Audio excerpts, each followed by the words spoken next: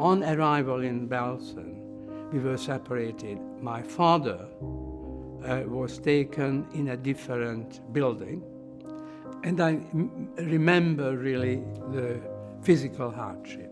We were marched into a barrack, the first barrack closest to the gates, and the stench.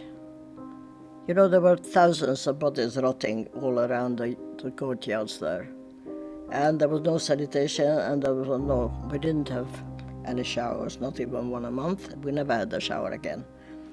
And then we were just sitting there in a barrack, and then the lice attacked us. And we were getting more and more and more covered with the lice, and there was less and less and less food. And it was worse than even Auschwitz, much worse. Okay, we were not murdered, not executed on purpose. We were just let to rot.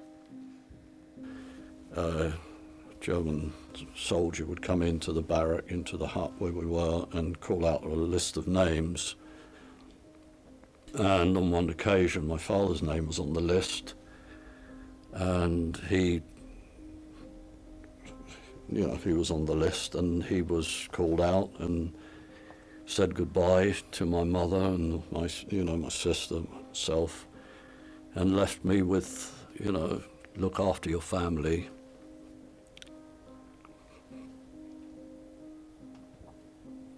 And that was it. And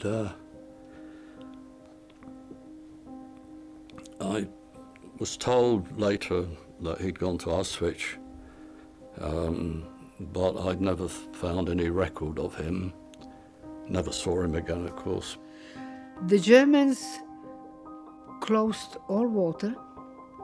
There was no food, and people were dying.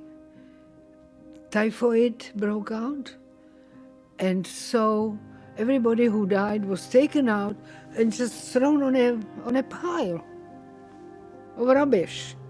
There were 20,000 corpses when the British came in. I said to myself, if I ever get out of this hell, I am going to give food to whoever is around me is never going to starve. Whether I will be able to afford it or not, I am going to feed everybody. It was an event which was so incomprehensible that we didn't talk about it, my mother and I, for a long time. And when I was a teenager, I started to ask questions. And then at the age of 16, 17, I realized that I want to do medicine.